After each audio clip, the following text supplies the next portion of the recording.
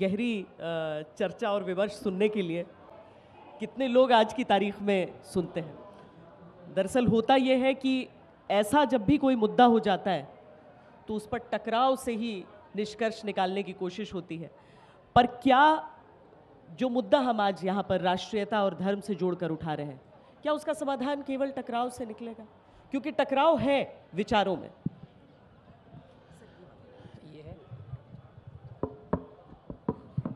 धन्यवाद श्वेता जी।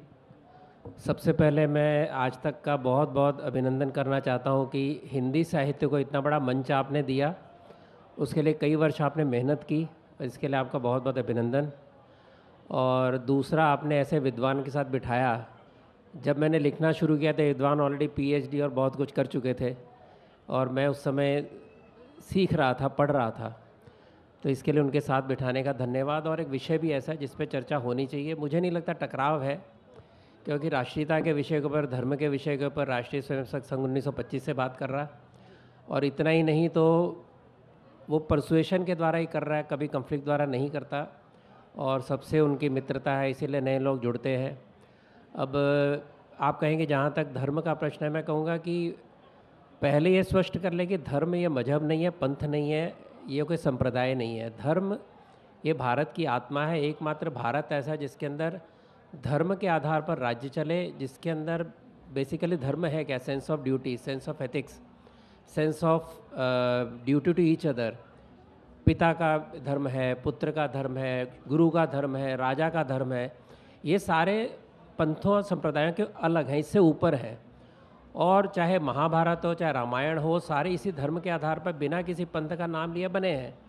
तो भारत की आत्मा उस धर्म में है और भारत जो राष्ट्र है ये उस धर्म के आधार पर बना है, जो एक न्याय की बात करता है, जो समता की बात करता है, सबको, सब विचारों को स्वीकार करता है, एकम सत्य विपर बहुधा वदंती इत्यादि इत्यादि। और कई बातें हैं जो आगे आप चर्चा करेंगे मैं बताऊंगा। लेकिन मुझे लगता है कि राष्ट्रीयता का जो एक मूल जो विवाद चल रहा है, वो विवाद जिसको धीरे धीरे मोड़ आया है, वो है कि भारत ये नया राष्ट्र था क्या? क्या भारत 15 अगस्त 1947 को पैदा हुआ, a nation in the making था, या भारत कम से कम 10,000 साल पुराना एक जीवंत राष्ट्र था सांस्कृतिक भौगोलिक दृष्टि से, जिसके अंदर राजा कई हुए होंगे, लेकिन राष्ट्र ये पुरातन काल से माना जा रहा है। चाहे वो उसके वेद के अंदर 72 बार राष्ट्र की बात होती है, चाहे आप आएँ तो रामायण के अंदर पूरे भारत का डिस्क्रिप्शन है, महाभारत में तो भारत नाम भी आ गया, जिसके अंदर संजय 151 नदियों की और 180 गणराज्य की बात करता है। तो उसकी एग्जिस्टेंस थी। ये मूल जो है, ये विवाद का प्रश्न है जो धीरे धीरे सुलझ रहा है, क्योंकि एकमात्र भारत ऐसा है जहाँ पर आज़ादी के 75 साल बाद भी हम कौन है, हमारा राष्ट्र क्या, इसका प्रश्न है। बाकी किसी देश को शंका नहीं है, हमें शंका होती है, क्योंकि हम कुछ अलग व्यू से, लेफ्टिस्ट व्यू से भारत को ब्रिटिश व्यू से देख रहे थे, जो अब बदल रहा है। और before I hand over the mic, I must also apologise, मैं क्षमा मांगता हूँ इरफान जी से, क्योंकि एक टीवी डिबेट में मैंने इनको दूसरा इरफान समझा था, तो उस समय तो मैंने माफ़ी मांग ली थी। आज सामने मिले तो फिर माफ़ी मांगता हूँ कि आप वो इरफान नहीं है। तो कहते हैं मेरी बात, पहला प्रस्तावना पूरी करता हूँ जी। नहीं, वो बहुत सारे लोग कंफ्यूज होते हैं, पर अपने अपने विचार हैं इरफान भाई जी। यहाँ पर मैं आपसे ये समझना चाहती हूँ, जो जिक्र रतन शारदा जी ने किया कि भारत कितना पुराना है, हमारा इतिहास कितना प्राचीन है, हम एक राष्ट्र के तौर पर कब से हैं। लोग असल में टकराव शुरुआत ही वहाँ से होती है जब लॉर्ड मकॉले का वो बयान आ जाता है कि जब तक इस देश की शिक्षा व्यवस्था को आप नहीं तोड़ोगे, तब तक आप यहाँ के लोगों का आत्मबल, मनोबल नहीं तोड़ सकते। और इसमें इतिहासकारों की भूमिका बहुत बड़ी हो जाती थी।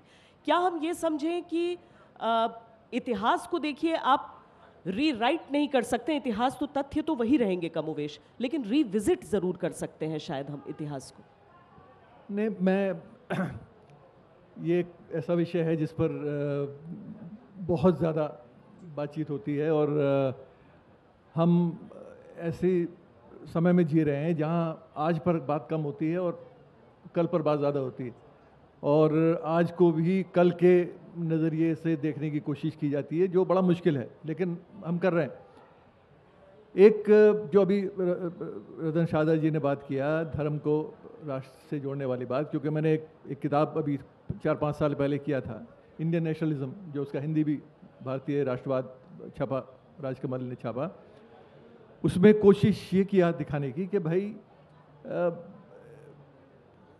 धर्म एक अपना अलग स्थान रखता है, उसको राष्ट्रवाद से जोड़ना मैं नहीं समझता हूँ कि कोई बहुत समझदारी की बात है, क्योंकि इतिहास में अगर आप देखें तो 1000 साल में बहुत सी कम्युनिटीज़ धर्म को 1 या 2 बार बदलती हैं, राष्ट्रीयता नहीं बदलती।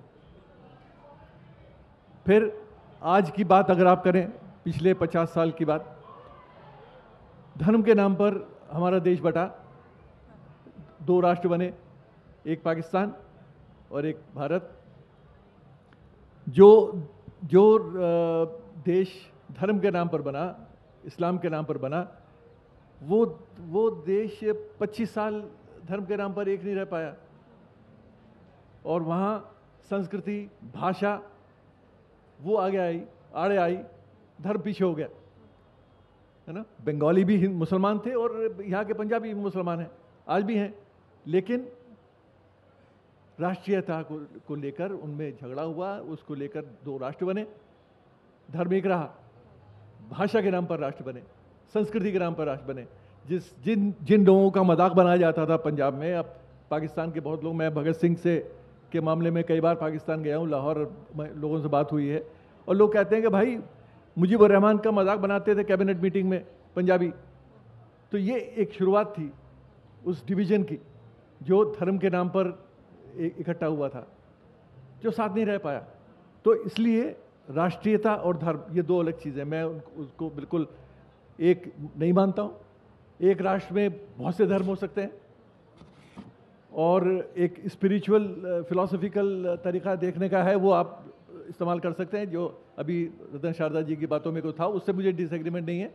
लेकिन एक राष्ट्र के अंदर कितने धर्म हो सकते हैं, इसकी बहुत सी संभावनाएं हैं, और अगर धर्म को जोड़ के राष्ट्र को आप बनाएंगे तो फिर वो उसमें बहुत सी कठिनाइयां आपके सामने आएंगी।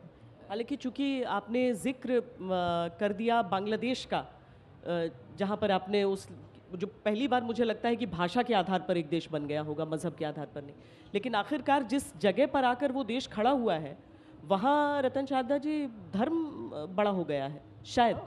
देखिए, मैंने पहले ही कहा कि धर्म और रिलीजन में फ़र्क करिए। जब तक हम धर्म और रिलीजन में फ़र्क नहीं करते, हमारी जो भी चर्चा है वो हमेशा कन्फ्यूज़न करेगी। इस्लाम पंथ हो सकता है, क्रिश्चियनिटी पंथ हो सकता है, वैष्णव पंथ हो सकता है, शाक्त पंथ हो सकता है, लेकिन सभी का जो मानव धर्म है वो अलग नहीं हो सकता। इसके लिए मैंने कहा कि जब तक दोनों को मिक्सअप करेंगे तब तक हम ये कन्फ्यूजन में रहेंगे। भारत के अंदर बहुत सारे पंथ हैं, बहुत सारे संप्रदाय हैं, लेकिन धर्म जो है, जो पूजा पद्धति से ऊपर है, मैं उसकी बात कर रहा हूँ। उसमें कोई 2 राय नहीं कि सबका कॉमन है। मैं एक एग्जांपल देता हूँ। स्टेज पे आने से पहले कोई भी पंथ का व्यक्ति हो, कोई भी व्यक्ति हो, वो स्टेज को माथा टेकता है, क्योंकि उसके लिए स्टेज वो देव समान है। ये केवल भारत के अंदर होता है। जब वो दुकान चलाता है, चाहे मुस्लिम हो चाहे हिंदू हो, दुकान के अंदर जब वजन करता है तो वजन के ऊपर कुछ एक्स्ट्रा वो हमेशा डालता है। केवल ये भारत की पद्धति है, सारी दुनिया में कहीं नहीं है। यहाँ भी सुपरमार्केट आ गए तो पर एक दाना कोई डालता नहीं।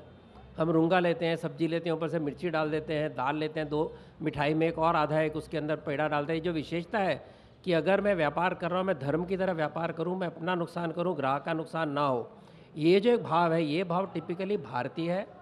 यहाँ पर पानी बेचा नहीं जाता था, अब शुरू हुआ, और आज भी अगर आप गर्म पानी मांगेंगी चाय बनाने के लिए, कोई आपको मना नहीं करेगा, ना उसके पैसे मंगा। ये जो एक बहुत इनेट हमारी क्वालिटीज़ हैं, वो इनेट क्वालिटी हमारी कल्चर और हमारे धर्म के भाव से आती हैं, वो किसी पंथ के भाव से नहीं आती। देखिए, ये सब चीज़ें, मुझे इससे कोई मतभेद नहीं है, ये बड़ी व्यक्तिगत चीज़ें हैं, और आपके अंदर धार्मिक भावनाएं क्या हैं, आप किस तरह से अपने धर्म का पालन करते हैं, वो आपका बड़ा व्यक्तिगत मामला है, उसमें कोई मतभेद है ही नहीं। चाहे धर्म आपका कुछ भी हो, व्यक्तिगत धर्म आपका कुछ भी हो, आप उसको आप चलाइए। जहाँ तक राष्ट्र की बात है, राष्ट्रीयता की बात है, वहाँ धर्म, मुझे नहीं लगता है कि वहाँ धर्म का कोई स्थान होना चाहिए। मैं चाहती हूँ कि एक तो बांग्लादेश वाली बात, मैंने व्यक्ति की बात नहीं, मैंने बार बार कहा सामाजिक धर्म, जो मैंने आपको उदाहरण दिए, ये सब सामाजिक गुण है, व्यक्तिगत गुण नहीं है। मैं क्योंकि मेरा सब्जेक्ट इतिहास है और मैंने भगत सिंह पर बहुत 40 साल गुजारे, बहुत सी किताबें लिखी हैं और बहुत सा लेख लिखे। भगत सिंह का जीवन अगर आप देखें, अगर आप भगत सिंह के बारे में सोचें, मुझे नहीं लगता है कि भगत सिंह से बड़ा राष्ट्रभक्त, नेशनलिस्ट, राष्ट्रवादी कोई हो सकता है। वो अल्टीमेट एग्जाम्पल है सेक्रीफाइस की देश के लिए। उस व्यक्ति का जीवन आप देखिए, उसने क्या लिखा, क्या विरासत छोड़ी, विचारों की क्या विरासत छोड़ी। मेरा विषय वही रहा है भगत सिंह को। मैंने भगत सिंह को सिर्फ एक नेशनलिस्ट की तरह नहीं पढ़ा, एक आइडियोलॉग की तरह पढ़ा, एक विचारक की तरह पढ़ा और लिखा। उस आदमी ने एक बड़ा ऐसे लिखा, निबंध, जो सबसे महत्वपूर्ण निबंध है, जो आज सबसे महत्वपूर्ण है आज के भारत में, मैं नास्तिक क्यों हूं, वाई एम एन एथीस्ट। और ये 1930 में लाला लाजपत राय का अखबार निकला करता था, द पीपल। उसमें लाहौर जेल से वो स्मगल करके बाहर आया और सरदार किशन सिंह, भगत सिंह के पिता ने वो लाला जी को दिया और वो वहाँ छपा पहली बार। अब उसमें भगत सिंह क्या कहते हैं, वो अपने आप को नास्तिक घोषित कर रहे हैं, वो तो अपनी जगह है। जो आदमी अपने आप को नास्तिक बता रहा है और अगर धर्म और राष्ट्रीयता में कुछ गठजोड़ है, तो भगत सिंह जैसे लोगों को आप कहाँ रखेंगे, जो अपने आप को धार्मिक मानता ही नहीं, धर्म को छोड़ाया, धर्म के बारे में बहुत सी नेगेटिव बातें कहता है, लेकिन उसके बाद भी वो राष्ट्रवादी है। भारत से प्रेम है, भारतीयता से प्रेम है, भारतीय संस्कृति से प्रेम है, लेकिन धर्म नहीं है। तो ऐसे मामले में आपको धर्म और राष्ट्रीयता दोनों को अलग रखना पड़ेगा। आप राष्ट्रवादी हो सकते हैं, जरूरी नहीं आपके पास कोई धर्म हो, जैसे भगत सिंह के पास नहीं था। पर अगर गणपति उत्सव का आयोजन किया जाता है देश भर में कि जनता जो है वो एकजुट हो जाए और एकजुट होकर अंग्रेजों से लड़े, वो बाल गंगाधर तो तिलक वो ने शुरू धर्म किया। बुरा हो जाता है क्या? बाल गंगाधर तिलक ने शुरू किया, वो एक लोगों को जोड़ने के लिए इकट्ठा किया, उसका पॉलिटिकल यूज था उस समय, जो जरूरी था, और लोग जुड़ते थे धर्म के नाम पर। आज भी जुड़ते हैं धर्म के नाम पर, चाहे वो नेगेटिव कॉज के लिए जुड़े चाहे पॉजिटिव कॉज के लिए जुड़े। लेकिन धर्म एक भारत में ऐसी चीज़ है, बाकी जगहों में नहीं है इतना, हमारे यहाँ ज़्यादा है, जहाँ धर्म के नाम पर लोग जुड़ते हैं और धर्म के नाम पर लड़ते हैं। दोनों काम है, तो धर्म का के दोनों रोल है, जुड़ते भी हैं, जुड़ते भी हैं और मतलब लड़ते अगर भी हम हैं। भगत सिंह बोलते हैं तो हम अशफाकुल्ला खान वारसी की भी बात होनी चाहिए। अशफाकुल्ला खान बिलीवर मुसलमान था, बिल्कुल, जो कुरान के हाथ में लेके फांसी पे चढ़ गए। पर राम प्रसाद बिस्मिल की भी बात बिल्कुल उसमें, बिल्कुल बिल्कुल बिल्कुल। जी, तो इनकी राष्ट्रीयता तो खैर मुझे लगता है कि अपने अपने धर्म का पालन करते हुए भी राष्ट्र से परे कभी नहीं हो सकती। मैं यही कह रहा हूँ कि आप धर्म को राष्ट्र से नहीं जोड़ना चाहिए, धर्म आपका इंडिविजुअल मामला है। राम प्रसाद बिस्मिल और अशफाकुल्ला खान बहुत दोस्त थे, बड़े गहरे दोस्त थे, और एक मुसलमान है और एक हिंदू है, तो उसका कोई लेना देना नहीं, लेकिन दोनों भारतीय हैं। पर रतन शारदा जी, आज की तारीख में अदालत में मामला भी चल रहा है सोशलिस्ट सेक्युलर, दो शब्दों को लेकर, उन्हें हटाने के लिए। आप जो रिलीजन और धर्म, हालांकि एक अंग्रेजी का शब्द है, एक हिंदी का शब्द है, और तर्जुमा मुझे लगता है कि रिलीजन का धर्म ही हो जाता है, तो रिलीजन क्या कहलाएगा फिर आपके हिसाब से, और धर्म अंग्रेजी में क्या कहलाएगा? बहुत सारे शब्द प्राचीन भाषा होने के कारण उनका ट्रांसलेशन हो ही नहीं सकता। आप वर्ण को कास्ट नहीं बोल सकते, आप धर्म को रिलीजन नहीं बोल सकते, क्यों पूजा पद्धति है, धर्म पूजा पद्धति नहीं है। इसलिए मैंने आपको न्याय संगत जो है वो सारी बातें गिनवाई, किस प्रकार से जो पंथ से अलग हटके सबके लिए, मानव के लिए एक समान है। समाज के लिए कुछ करना, राष्ट्र के लिए करना, या प्रकृति के प्रति अपने विषय को, अपने श्रद्धा रखना, ये सारे आम धर्म है, ये हमारी ड्यूटी है। हुआ ये कि हम ड्यूटी भूल गए। धर्म हमको ड्यूटी सिखाता है, हमको एथिक्स सिखाता है, मॉरलिटी सिखाता है, जो हर पंथ में हो सकता है, और उसको हर पंथ अलग अलग तरीके से बताता है। लेकिन ये जो है ये पंथ, ये रिलीजन, ये धर्म नहीं है। दूसरी बात, जिस भगत सिंह जी की बात की, भगत सिंह भारत में तो सीधा अगर आप एथिस्ट हैं तो भी आप हिंदू हो सकते हैं, चारवाक भी हिंदू कहलाता है, क्योंकि ये संस्कृति और हमारी ये विशेषता है कि आप किसी भी पंथ को माने, किसी भी भगवान को माने, सारे के सारे एक ही छत के नीचे आ सकते हैं, एक ही छतरी के नीचे आ सकते हैं। अन्य अब्राहमिक रिलीजन में ऐसा नहीं है। सबसे बड़ा फ़र्क यही आपको देखना चाहिए। तो वो जब तक नहीं गिनेंगे, बार बार धर्म का उपयोग, शब्द का उपयोग करेंगे, उससे कन्फ्यूजन होगा। इसलिए मैं केवल उसी बात पे आग्रह कर रहा हूँ कि जब तक धर्म ये भारत की मूल आत्मा है। स्वामी विवेकानंद ने कहा कि हर देश का अपना मिशन है। भारत का मिशन क्या है? दुनिया को स्पिरिचुअलाइज करना। अब स्पिरिचुअलाइज कैसे करेंगे? क्या आप उसको उस एथिक्स और मॉरलिटी पे लेके जाएंगे, उस रास्ते पे लेके जाएंगे कि सारे दुनिया के अंदर आप आपसी मतभेद और आपसी फ़िरका परस्ती से ऊपर उठकर मानव धर्म की ओर जाएं। उन्होंने अपने शिकागो के भाषण में भी यही कहा था। इसके लिए फ़र्क हमें करना चाहिए। इसीलिए नैरो माइंडेडनेस नहीं है हिंदू धर्म में या भारत की फिलॉसफी में। ये मानेंगे तो हमको पता चलेगा कि इसके बिना हो नहीं सकता। भारत जो है ये धर्मविहीन राष्ट्र बन नहीं सकता, पंथ निरपेक्ष बन सकता है, धर्मविहीन नहीं बन सकता। क्योंकि धर्म है क्या? सारे समाज को संभालने के लिए, धारण करने के लिए उसको हम धर्म कहते हैं, जिसके अंदर हर प्रकार की हमारी ड्यूटी, एथिक्स और हर प्रकार की क्वालिटी आ जाती हैं। जब हम कहते हैं कि पितृ ऋण है, जब कहते हैं समाज ऋण है, तब हम उसके लिए कुछ समाज के लिए काम कर सकते हैं और उसको अपनी ड्यूटी मान के कर सकते हैं। ऐसे बहुत सारे विषय हैं जो रखे जा सकते हैं और ये अलग अलग ऋषि मुनियों ने, अलग अलग विद्वानों ने बार बार कहा है, चाहे वो आज़ादी के पहले हो, चाहे 6000 साल पहले हो। जननी जन्मभूमि ये जो विषय है ये भी उसी समय कहा गया था। तो हमारे यहाँ मातृभूमि का जो विषय है, हमारे यहाँ जो कर्मभूमि का विषय, ये बाकी सभ्यताओं में भूमि को माँ मानना नहीं है, तो ये धर्म है। ये तो कोई इसके अंदर कोई पंथ आता ही नहीं है। जब इससे ऊपर उठेंगे तो पता चलेगा हम सब एक हैं। कोई भी पंथ माने, हम सब एक हैं। मैं तो धर्म विहीनता, सेक्युलरिज्म को कुछ देश, अगर हम फ्रांस का एग्जाम्पल देख लें। आप जो मैं सॉरी आपका मैंने उत्तर नहीं दिया था। सेक्युलरिज्म और सोशलिज्म पे जो चला इस समय बवाल, सोशलिज्म ये शब्द होना चाहिए नहीं होना चाहिए, इस पर बहुत बहस चली थी। और डॉक्टर अंबेडकर ने कहा हम कोई नहीं आने वाली पीढ़ी को इससे बांधे, और आने वाली पीढ़ियाँ क्या करेंगी, देश के अंदर कैसा आर्थिक व्यवस्था लगाएंगी, उसकी उनकी छूट होनी चाहिए। इससे सोशलिज्म वर्ड उन्होंने एक्सेप्ट नहीं किया।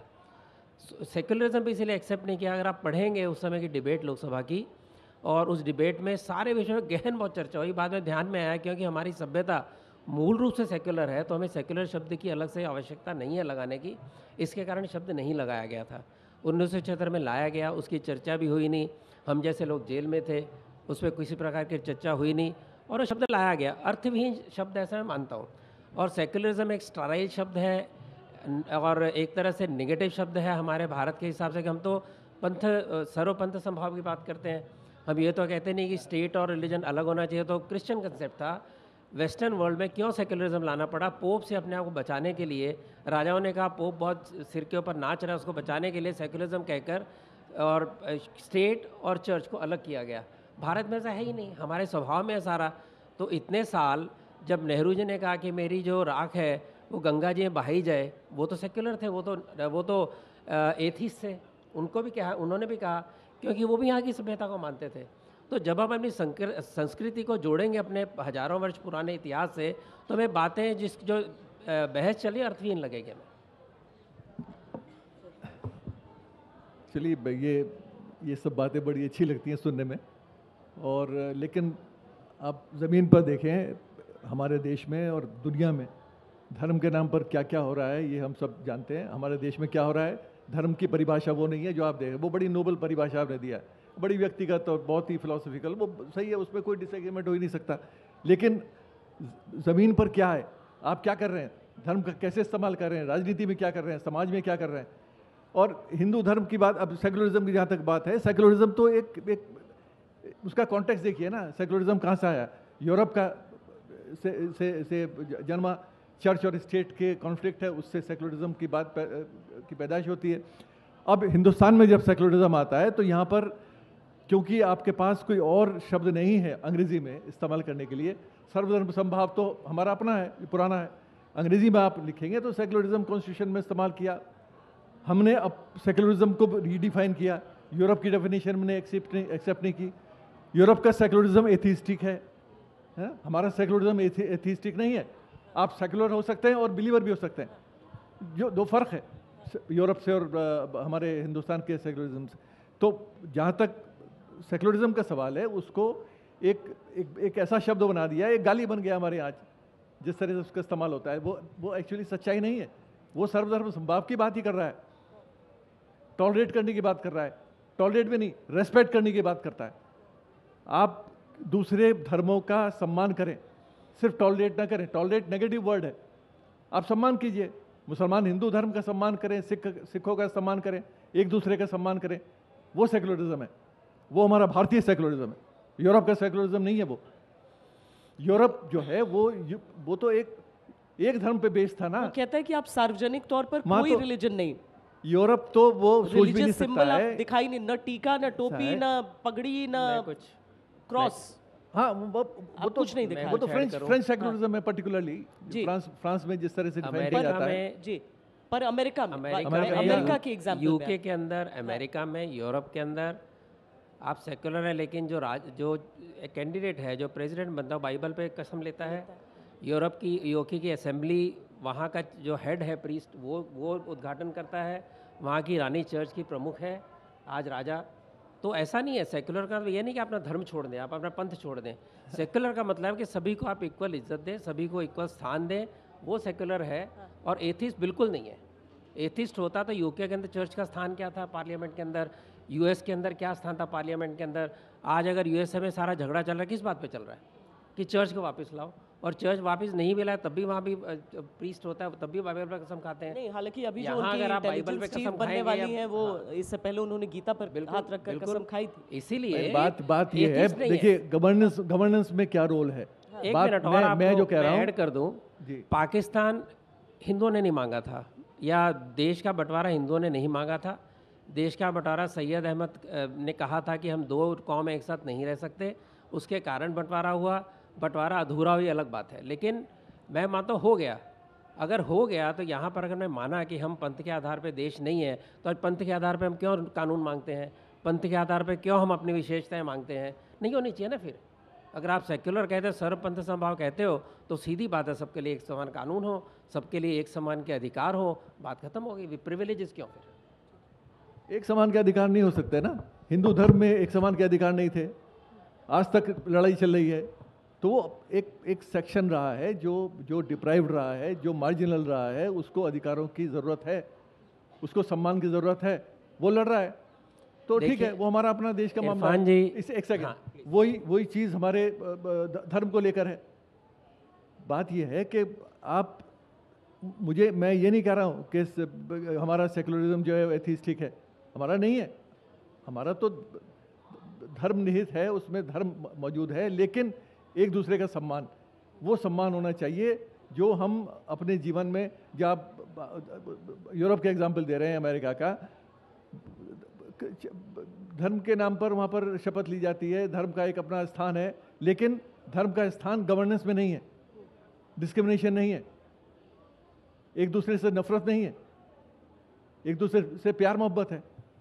बात यह है कि हमारे समाज में जो आज हो रहा है, आज नहीं मतलब पिछले कुछ साल से नहीं, काफ़ी साल से चल रहा है ये, उसमें धर्म का रोल बड़ा नेगेटिव है, जो नहीं होना चाहिए। और मैं नहीं समझता हूँ कि वो उसके लिए किसी एक धर्म को आप जिम्मेदार ठहरा सकते हैं, या एक धर्म कहे कि हमारे यहाँ तो हमेशा से रहा है सेकुलरिज्म। अरे भाई, हमेशा से रहा है तो डिस्क्रिमिनेशन क्यों था?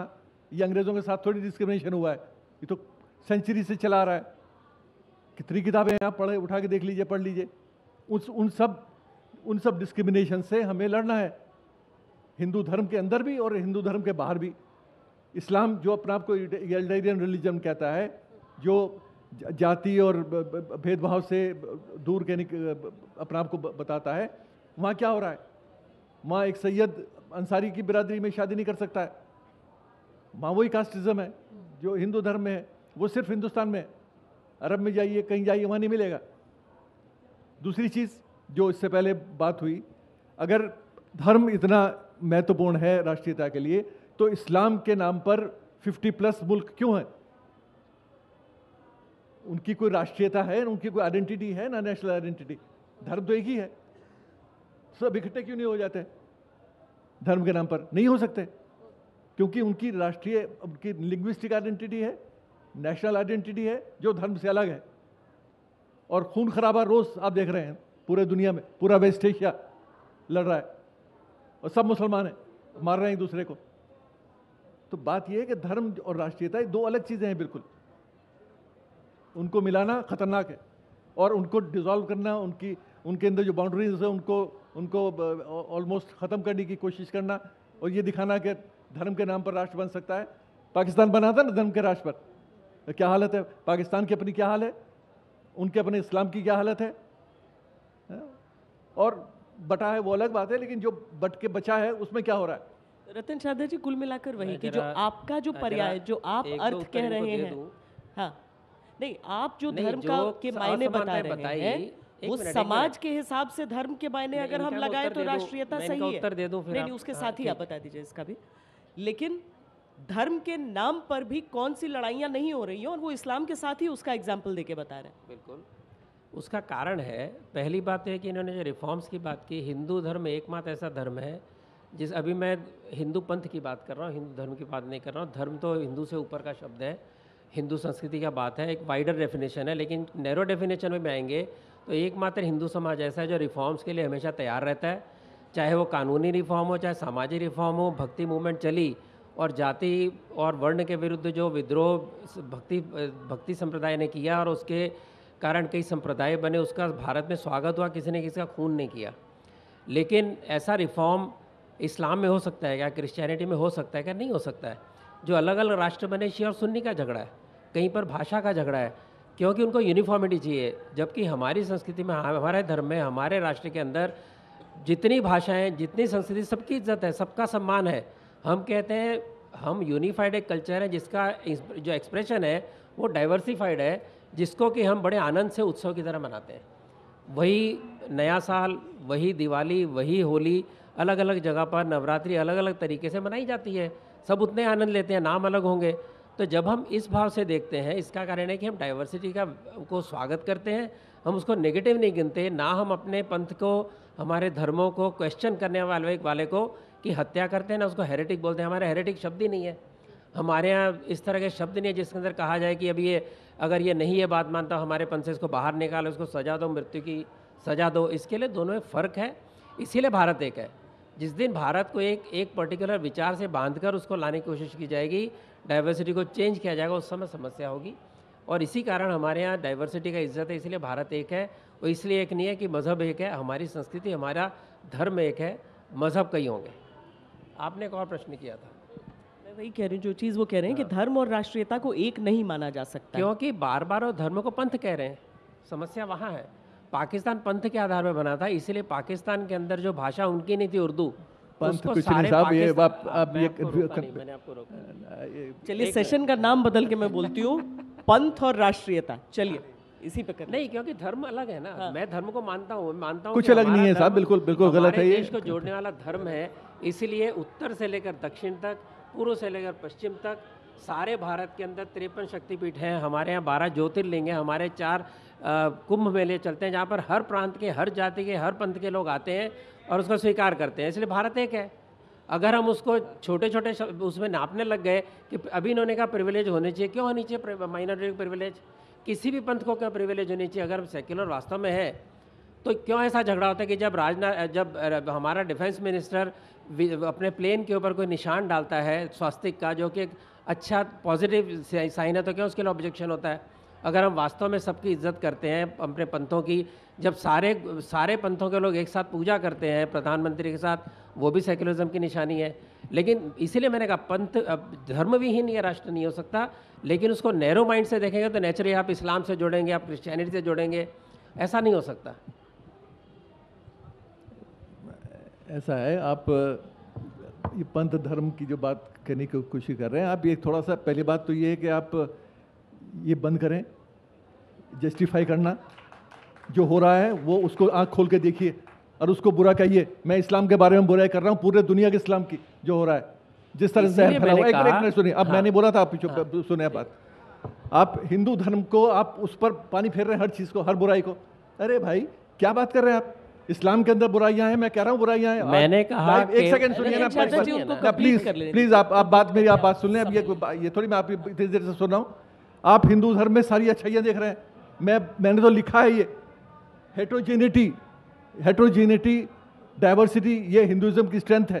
हिंदुइज्म बड़ा लूज रिलीजन है। आप एक हिंदू मज़ार पर जाकर चादर चढ़ाकर हिंदू रह सकता है, एक मुसलमान हनुमान मंदिर में जाकर जाएगा तो वो शिर्क है, वो मुसलमान रह नहीं सकता। ये हिंदुइज्म की स्ट्रेंथ है, आप उसको ख़त्म करना चाह रहे हैं आज। आप अरे रोज़ कोशिश यही है, आप इस्लाम बनना चाहते हैं, आप क्रिश्चियनिटी बनना चाहते हैं, क्यों? आप हिंदू रहिए ना, आपकी खूबसूरती हिंदू रहने में है। हिंदू को हिंदुत्व बना के आपने पॉलिटिकल आइडियोलॉजी बना दिया है। हिंदुइज्म तो है ही नहीं, स्पिरिचुअल कहाँ है उसमें? एक पूरी अभी ख़त्म नहीं हुआ, मैं पूरी और बात करता हूँ। दूसरी चीज़, आप ये जो मज़हब है सेमिटिक रिलीजन्स, जूडाइज्म, क्रिश्चियनिटी, इस्लाम, ये कोडिफाइड रिलीजन्स हैं, डूज एंड डोंट्स वाले हैं। ये क्या कर सकते हैं, क्या नहीं कर सकते हैं, डूज एंड डोंट्स। हिंदुइज्म में वो नहीं है। हिंदुइज्म तो ऐसा रिलीजन है जिसमें बड़ा एकोमोडेटिव है, सब कुछ रह सके, इसलिए आज तक जिंदा है। इस्लाम के आने के बावजूद 80% से ज़्यादा हिंदुस्तान हिंदू है, और ये उसकी खूबसूरती है। आप उस खूबसूरती को कमज़ोरी आंकते हैं, तो आज हेट्रोजेनिटी को होमोजेनिटी में कन्वर्ट करना चाहते हैं, जो नहीं होना चाहिए। हिंदू धर्म की खूबसूरती आपको उसकी बदसूरती दिखती है। हो गया अभी और भी होगा। जो हिंदू 80% आप बता रहे हैं, वो बचा हुआ भारत है जिसके अंदर 80% हिंदू हैं। पाकिस्तान भी हिंदू था, बांग्लादेश भी हिंदू था, बर्मा भी हिंदू था, अफगानिस्तान भी हिंदू था। इसी अपने आप गुड बॉय कह के भारत के इतने टुकड़े हुए। गुड बॉय होना अच्छी बात है, ये हमारे धर्म की खासियत है। जो कमियां आप बता रहे हैं उसके अंदर से निकले पंथों की। आप मत बोले कि डूएस डोंट्स पंथों में नहीं है। आज आप दक्षिण के अलग अलग मंदिरों में जाओगे, उस पंथों के मंदिर के अपने नियम हैं, उनको आप नहीं तोड़ सकते।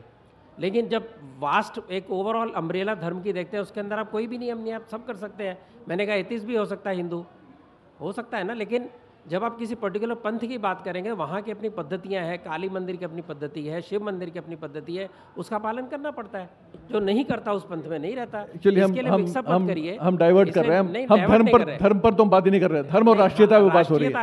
भारत, मैं पहले ही कह दिया, अब भी कह रहा हूँ, जिस दिन भारत ने अपनी आत्मा खो दी, जो विवेकानंद स्पिरिचुअलिटी की आत्मा कहते हैं, उस दिन भारत के वो दृश्य नहीं रहेगा जो आज आप देख रहे हैं। ये पक्का है, क्योंकि आप जिससे मुकाबला कर रहे हो शक्तियाँ जो है सेमेटिक शक्तियाँ, उसके सामने आपको एक होकर ही रहना पड़ेगा। जब भी इलेक्शन की बात होती है, अब इलेक्शन चल रहे हैं, कल भी शुरू हो जाएगा, तो क्या होता है कि मुस्लिम, आपने बताया बिल्कुल अच्छा किया कि इतने तबके मुसलमानों के, इतने तबके क्रिश्चियनों के हैं। क्रिश्चियन दूसरे सेक्ट के चर्च में जा नहीं सकते, आपस में शादियाँ नहीं करते, उनके अंदर भी कास्टिज्म है। लेकिन जैसे ही आएगा इलेक्शन, आप बोलेंगे क्रिश्चियन इतने वोट, मुस्लिम इतने वोट, और जाट इतने वोट, ब्राह्मण इतने वोट, और क्षत्रिय इतने वोट, उस समय तो आपको हिंदू एक दिखता नहीं है। तब तो हिंदू 10 जातियों में बटा हुआ दिखता है। जिस दिन ये सोचना छोड़ दिया एनालिसिस करना, उस दिन से एनालिसिस हुआ। मैं किसी भी इलेक्शन के एनालिसिस में कभी भी जाति के ऊपर टिप्पणी नहीं करता हूँ, मैं हमेशा ओवरऑल पिक्चर देखता हूँ। क्योंकि समाज को अगर आप खुद ही एक रूप नहीं देखना चाहते, आप कैसे विद्वान हैं, फिर कैसे एनालिस्ट हैं आप? नहीं, इसमें मुझे वाकई लगा कि हम बहुत ही ज़्यादा विस्तार कर चुके हैं। धर्म और राष्ट्रीयता के बारे में जब चर्चा चलती है, तो मुझे लगता है कि लड़ाई एक बहुत बड़ी छिड़ जाती है। और जब हम अंतर्राष्ट्रीय एग्जाम्पल्स जो आपने भी और आपने भी जो दिए हैं, उसके परिप्रेक्ष्य में देखते हैं, तो कई दफ़ा ये भी लगता है कि वो सामने वाला देश हमें क्यों आईना दिखा रहा है, हम उनसे कहीं बेहतर हैं।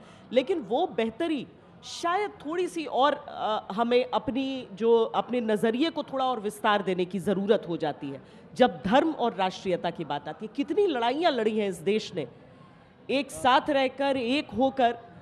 हमारे परमवीरों से लेकर हमारे जो स्वतंत्रता सेनानी रहे हैं, उनके लिए उस धर्म के नज़रिए को देखें जहाँ से हमने बात की शुरुआत की, शायद भगत सिंह जी से। नहीं, हम देखिए अब राष्ट्रीय आंदोलन के जो लोग हमारे हैं, जो राष्ट्रीयता जिनसे विरासत में हमें मिली, क्योंकि हमारे राष्ट्र को डिफाइन भी उन्हीं लोगों ने किया अब से 100 साल पहले, पूरे 100-150 साल के पीरियड में, और उन्हीं ने हमें राष्ट्रवाद की परिभाषा भी दी।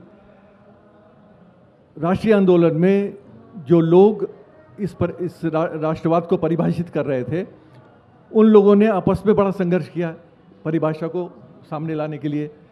आज एक समरसता वाला राष्ट्रवाद हमें विरासत में मिला, जिसको कॉम्पोजिट नेशनलिज्म कहते हैं, और वो इसलिए डिफाइन किया गया क्योंकि हमारे देश में बहुत सारे धर्म थे, उन सब धर्मों के लिए एक राष्ट्रवाद की ज़रूरत थी, इसलिए वो एक कॉम्पोजिट नेशनलिज्म की बात हुई। उसी पीरियड में हम देखते हैं इस्लाम के नाम पर राष्ट्रवाद की बात हो रही है, जो अल्टीमेटली पाकिस्तान के रूप में सामने आया। एक हिंदू धर्म को लेकर राष्ट्रवाद था, हिंदू महासभा, वीर सावरकर से लेके वो पूरा 1923 में किताब लिखी, उसके अंदर डेफिनेशन ही बिल्कुल अलग है। वो कॉम्पोजिट नेशनलिज्म है ही नहीं, वो हिंदू आइडेंटिटी पर बेस्ड है और वो मुस्लिम आइडेंटिटी पर बेस्ड था। एक तो चला गया, पाकिस्तान बना दिया, भारत को विभाजित किया धर्म के नाम पर।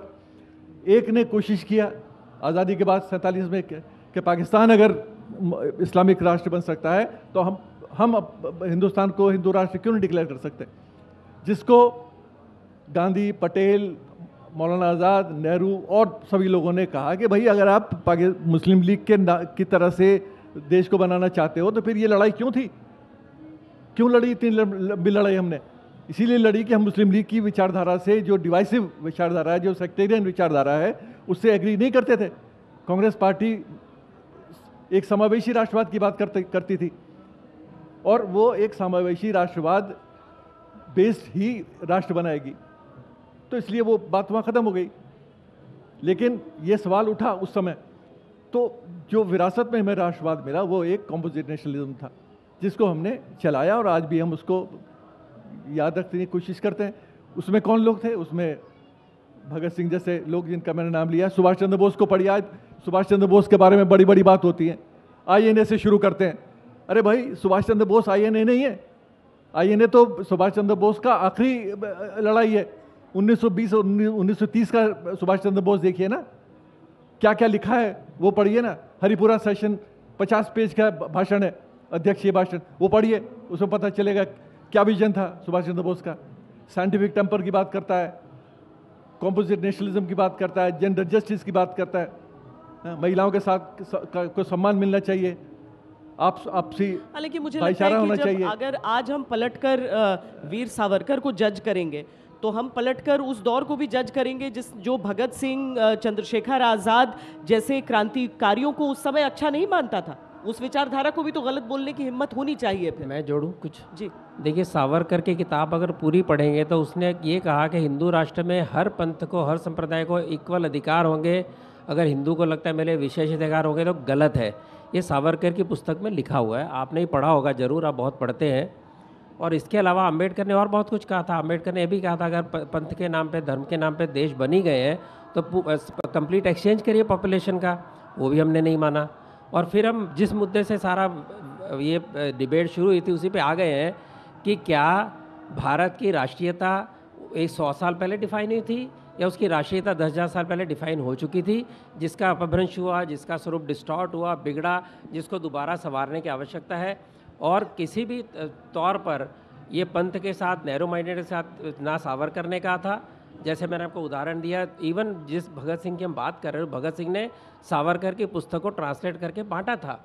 उन्होंने सावरकर, नहीं, बिल्कुल गलत, बिल्कुल उन्होंने सावरकर का सम्मान किया। सावरकर के सम्मान करने की विषय तो मैं आपको दिखा दूंगा उसके बाद में। This is fake history. नहीं, ये है ही नहीं। अच्छा, कुछ लेना देना नहीं, आप गलत कर रहे हैं। नहीं, सावरकर के साथ में सब लोगों को गलत इतिहास पहुंचे। देखिए, मैंने आपको टोका नहीं था।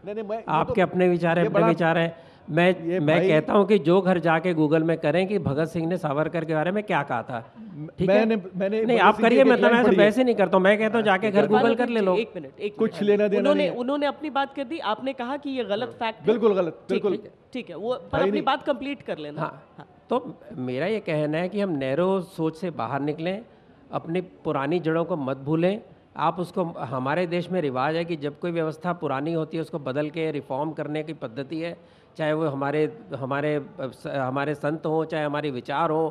जिस समय पेजावर मठ के स्वामी को ये मनाया गया कि आप वर्ण धर्म को अपना पक्का धर्म का हिस्सा मत मानो, और आपको सारे हिंदू एक समान है, पहले नहीं माने, बाद में मान गए।